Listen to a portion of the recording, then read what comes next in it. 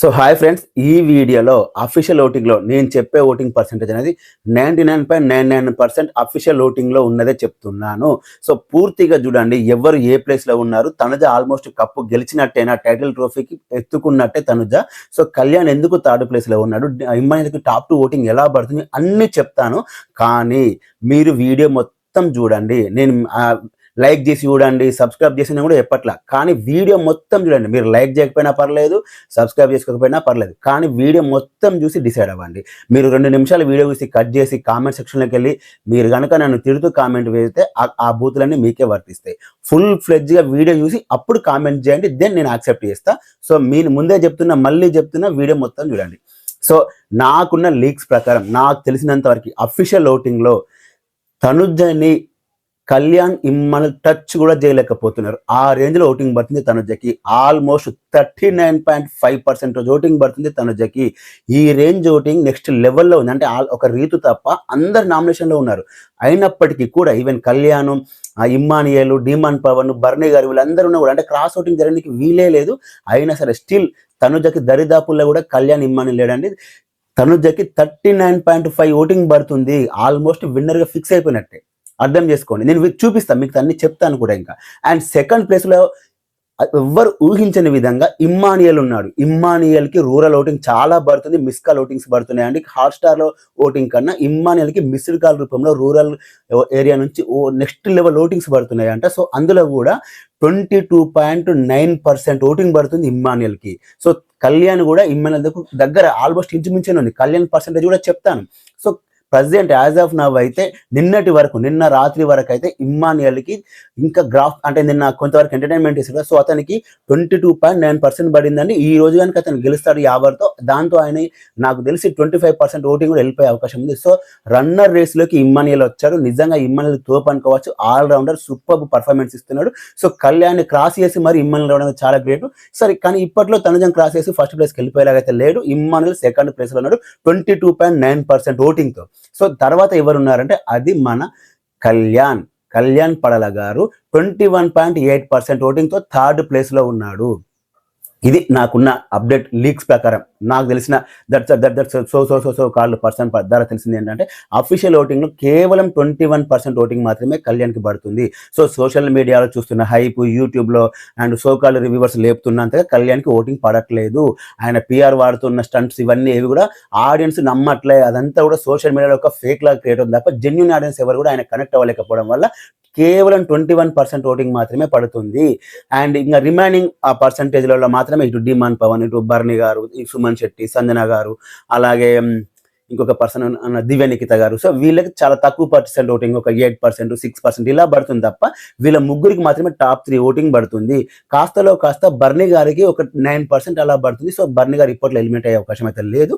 కానీ సుమన్ శెట్టి గారికి, దివ్య నిఖిత గారికి, సంజన గారికి మాత్రం చాలా లీస్ట్ ఓటింగ్ ఉంది. వీళ్ళ ముగ్గురికి ఈక్వల్గా 6% ఓటింగ్ మాత్రమే ఉంది. సో వీళ్ళ ముగ్గురులో ఎవరైనా ఎలిమినేట్ అవ్వచ్చు. అండ్ ఇంకా ఏంటంటే డబుల్ ఎలిమినేషన్ ఉండబోతుంది ఈ వారం. సో అందులో దివ్య నిఖిత, సంజన గారు, సుమన్ శెట్టి వీళ్ళ ముగ్గురులో ఎవరికొరైతే మ్యాక్సిమం ఎలిమినేట్ అయిపోతారు. ఒక డబుల్ ఎలిమినేషన్ అయితే మాత్రం దివ్య నిఖిత, సింగిల్ ఎలిమినేషన్ అయినా దివ్య నిఖిత, డబుల్ ఎలిమినేషన్ సార్ దివ్య నిఖిత ఖచ్చితంగా ఉంటుంది. బట్ సెకండ్ పర్సన్ ఎవరనేది కొంచెం బిగ్ బాస్ టీం వాళ్ళకి ఉంటుంది హ్యాండ్ అనేది. సో ఇలా ఓటింగ్ పర్సెంటేజ్ ఉంది. సో తనుజ ఫ్యాన్స్ ఫుల్ ఖుషి అయిపోండి. నేను ఇదంతా ఎలా చెప్తున్నా కూడా మీకు ఇప్పుడు ఎక్స్ప్లెయిన్ కూడా చేస్తాను. సో తనుజకి దరిదాపులు కూడా ఎవరు లేరు. నేను మళ్ళీ చెప్తున్నా, తనుజకి 39% ఓటింగ్ పడుతుందండి. ఇమ్మాన్యుయల్కి 22%, అలాగే కళ్యాణ్కి 21%. ఇమ్మాన్యుయల్కి కళ్యాణ్కి జస్ట్ 1% ఓటింగ్ మాత్రమే తేడా ఉంది. జస్ట్ ఒకసారి ఇట్లా తనుజకి దగ్గరికి కూడా ఎవరు కూడా రాలేకపోతున్నారు. ఆ రేంజ్లో ఓటింగ్ పడుతుంది అఫీషియల్ ఓటింగ్. సో కోపం వస్తుంది కదా కళ్యాణ్ ఫ్యాన్స్కి. తనుజ ఫ్యాన్స్ ఫుల్ ఖుషి కదా, ఇమ్మాన్యుయల్ ఫ్యాన్స్ అందరు ఖుషి కదా. సో నాకు ఇదంతా ఎలా తెలిసింది అఫీషియల్ ఓటింగ్ అంటున్నారు కదా. నాకు ఏ ఓటింగ్ తెలియదు, నాకు ఏ అఫీషియల్ ఓటింగ్ అంతకన్నా తెలియదు. మిమ్మల్ని రివ్యూవర్స్, సోకాల్డ్ పర్సన్స్ అందరు ఇలా మ్యానిపులేట్ చేస్తున్నారు. నేనే కాదు, ఎవ్వరికి అఫీషియల్ ఓటింగ్ ఎలా ఉందో తెలియదు. ఇంతసేపు నేను చెప్పిన ఓటింగ్ పర్సెంటేజ్ అంతా ఫేక్ ఓటింగ్ పర్సెంటేజ్. ఇలా థంబ్నెయిల్స్ పెట్టి మీ మైండ్ ఒక మ్యానిపులేట్ చేసి, మీ మైండ్ ఒక పొల్యూట్ చేసి, మీ ఫేవరెట్ కంటెస్టెంట్ ఈ ప్లేస్లో ఉన్నాడు, మీకు నచ్చని కంటెస్టెంట్ ఈ ప్లేస్లో అని చెప్పి మిమ్మల్ని మ్యానిపులేట్ చేసి వ్యూస్ సంపాదించుకుంటున్నారు అంతే. నేను వ్యూస్ సంపాదించుకుంటే తప్పనట్లే, కానీ అదంతా ఫేక్. సోషల్ మీడియాలో జరుగుతున్న అన్అఫీషియల్ ఓటింగ్ అనాలిసిస్ చేసి ఓటింగ్ పర్సెంటేజ్ చెప్పడం వేరు. కానీ మరీ దారుణంగా వీళ్ళు వెళ్ళి అక్కడ చూసి వచ్చినట్టే ఇప్పుడే తెలిసింది. ఏదో సెన్సెక్స్ పాయింట్స్ లాగా 1% కళ్యాణ్ ముందుకు వచ్చాడు, 1% తనుజ వెనకకు వచ్చింది.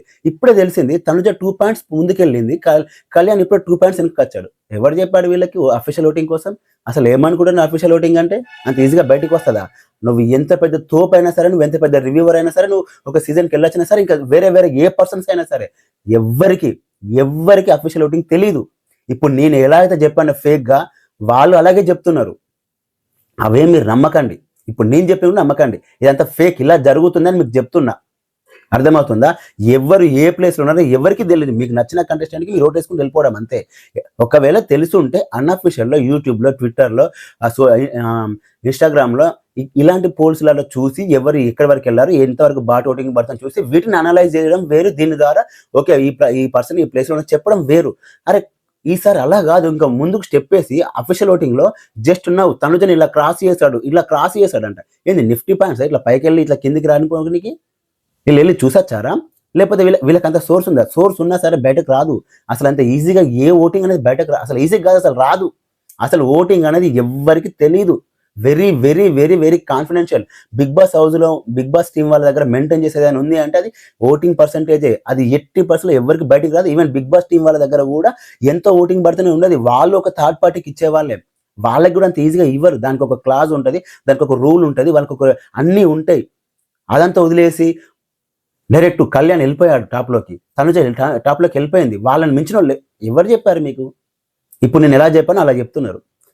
నేను చెప్పేది ఏంటంటే ఇలాంటి ఫేక్ అనాలిసిస్ ఎవరు నమ్మకండి. ఇప్పుడు నేను చెప్పిన కూడా నమ్మకండి. మీకు నచ్చిన కంటెస్టెంట్కి మీరు ఓటు వేసుకోండి. మీకు నచ్చిన కంటెస్టెంట్ గెలిస్తే హ్యాపీగా ఫీల్ అవ్వండి, గెలకపోతే బ్యాడ్ లక్, బట్ నేను సపోర్ట్ చేసిన అనుకోండి, అంతే తప్ప ఆయన ఏదో చెప్పాడు, ఆయనకు ఇంతమంది సబ్స్క్రైబర్ ఉన్నారు ఆయన చెప్పాడు, లేకపోతే ఇంకొక పర్సన్ ఎవరు వచ్చినా చెప్పారు ఈయన మనం నమ్ముదాం, ఇది కాదు. అసలు ఎవరికి తెలియదు ఓటింగ్ పర్సెంటేజ్. అయినా సరే దాని గురించి డబ్బా కొట్టుకోవడం ఏంది ఇది? అసలు ఎవరిని మ్యానిపులేట్ చేస్తున్నారు? ఆడియన్స్ని మ్యానిపులేట్ చేయడానికి, మీ మైండ్ పొల్యూట్ చేయడానికి ఇలా జరుగుతుంది.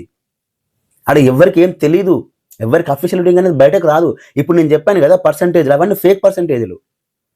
అట్లా చెప్తున్నారు జనాలు, కొంతమంది అట్లా చెప్తున్నారు. దానికి ఆడియన్స్ కనెక్ట్ అయిపోయి అయ్యో ఈయన ఈ ప్లేస్లో ఉన్నాడు, అయ్యో ఈయన ఈ ప్లేస్, ఎవరు ఏ ప్లేస్ ఉన్నారు ఎవరికి తెలియదు. ఓకే పడితే కళ్యాణ్కి తనుజకి టాప్ ఓటింగ్ పడితే పడచ్చు, బట్ అక్కడ వరకు కూడా ఫైన్. కానీ విత్ పర్సంటేజ్ 1% ఇప్పుడే కళ్యాణ్ పైకి వెళ్ళాడు, 1% ఇప్పుడే తనుజ కిందికి వచ్చిందా? వెళ్ళి చూసి వచ్చారా? రా బాబు అని చెప్పి తీసుకుపెళ్ళి అక్కడ సిస్టమ్లో ఎంట్రీ చేసి చూపించారా? వీళ్ళకి ఎవరు చెప్తున్నారు? వీళ్ళకి ఫేక్, టోటల్గా ఫేక్ క్రియేట్ చేసి మిమ్మల్ని మ్యానిపులేట్ చేస్తున్నారు. ఇప్పుడు నేను పెట్టాను కదా తమ్మునేళ్ళు, గ్రాఫ్ ఇలా పోయింది, గ్రాఫ్ కిందికి వచ్చింది అలా. ఇప్పుడు నేను పెడితే మీకు అందరికి కోపం వచ్చింది కదా, కొంతమందికి ఎస్పెషల్లీ కళ్యాణ్ ఫ్యాన్స్కి చాలా కోపం వచ్చింది కదా. టాప్ 3లో ఉన్నాడనగానే మీ రక్తం మొత్తం సలసలా ఆగింది కదా. అట్లా జరుగుతుంది, అర్థమైందా? ఓటింగ్ టాప్లో ఉండని చెప్పడం వేరు, అన్అఫీషియల్ ఓటింగ్ అనలైజ్ చెప్పడం వేరు. అఫీషియల్ ఓటింగ్లో ఇప్పుడు ఒకరు పైకి వెళ్ళారు, ఒకరు కిందిగా చెప్పడం ఏంది అసలు నాకు అర్థం కాదు. ఇంకా మీ దగ్గర ఏం క్రెడిబిలిటీ ఉన్నట్టు దాన్ని మీరు ఎలా నమ్ముతున్నారు? ఇప్పుడు చెప్తున్నాను కదా, ఎవ్వరికి అఫీషియల్ ఓటింగ్ తెలీదు. ఎవరైనా సరే సోషల్ మీడియా బడ్జ్ ప్రకారమే వీళ్ళు టాప్లో ఉన్నారు, వీళ్ళు టాప్ 2లో అని చెప్పి అనుకోవడమే తప్ప ఎవరికి అఫీషియల్ ఓటింగ్ తెలియదు. నేను కేవలం మీరు చెప్పింది ఏంటంటే అఫీషియల్ ఓటింగ్ గురించి చెప్పిన వాళ్ళ కోసం మాత్రమే. ఎవరికి అఫీషియల్ ఓటింగ్ తెలియదు. ఎవరైనా చెప్తే అది అన్అఫీషియల్లో యూట్యూబ్, ట్విట్టర్, ఇన్స్టాగ్రామ్లో జరుగుతున్న బజ్ ప్రకారం, అక్కడ జరుగుతున్న పోలింగ్స్ ప్రకారం కొంతవరకు అనలైజ్ చేసి చెప్పుకోవడమే తప్ప ఎవరికి అఫీషియల్ ఓటింగ్ తెలియదు. ఇది గుర్తుపెట్టుకోండి. ఎవరు చెప్పినా సరే నమ్మకండి. ఇఫ్ ఇన్ కేస్ నేను చెప్పినా కూడా ఒకటే చెప్తా, అన్అఫీషియల్ ఓటింగ్ ప్రకారమే చెప్తా, అంతే తప్ప అఫీషియల్ ఓటింగ్ నాకు తెలుసా అస్సలు చెప్పను. ఇది గుర్తుపెట్టుకోండి. మరి దారుణంగా మ్యానిపులేట్ చేస్తున్నారు, దారుణంగా పొల్యూట్ చేస్తున్నారు. ఇది ఏం నమ్మకండి, ఇదంతా టోటల్గా ఒక పియర్ స్టంట్స్ ఇవన్నీ. మిమ్మల్ని మ్యానిపులేట్ చేసి, మిమ్మల్ని పొల్యూట్ చేసి, మీ కంటెస్టెంట్ సంబంధించిన ఓటింగ్ కూడా తగ్గిపోతుందని చెప్పి మిమ్మల్ని మానసిక క్షోభకు గురి చేస్తారు. మీకు అది అర్థం కావట్లా, మీరంతా దాన్ని తీసుకోకండి. మీకు నచ్చిన కంటెస్టెంట్ కోట్ అయ్యాని, మీకు నచ్చిన కంటెస్టెంట్ సంబంధించిన పాయింట్ చెప్పండి. అండ్ డిమాండ్ పవన్ ఫ్యాన్స్ అందరికీ సారీ అని ఈరోజు ఆయన మీద వీడియో వేయలేకపోతున్నా. ఈవినింగ్ 4 o'clockకి ఆయనకు సంబంధించిన thumbnail పెట్టి నేను డిస్కషన్ స్టార్ట్ చేస్తా, ఇమ్మాన్యుల్ కోసం అండ్ డిమాండ్ పవన్ కోసం. సో ఆ డిస్కషన్లోకి వచ్చి మీరు జాయిన్ అయ్యి మీ యొక్క వాల్యుబుల్ పాయింట్స్ చెప్పొచ్చు. నేను ఇప్పుడు చెప్పిన దాని గురించి కూడా మీరు అక్కడికి వచ్చి కామెంట్ సెక్షన్లో కామెంట్ చేయండి, నేను ఆన్సర్ కూడా ఇస్తా, ఏది ఎలా జరిగింది అనేది కూడా. సో థ్యాంక్స్ అండి. ఈ వీడియో నచ్చితే లైక్ చేయండి, అలాగే మన ఛానల్ సబ్స్క్రైబ్ చేసుకోండి. Thanks a lot, thanks for watching.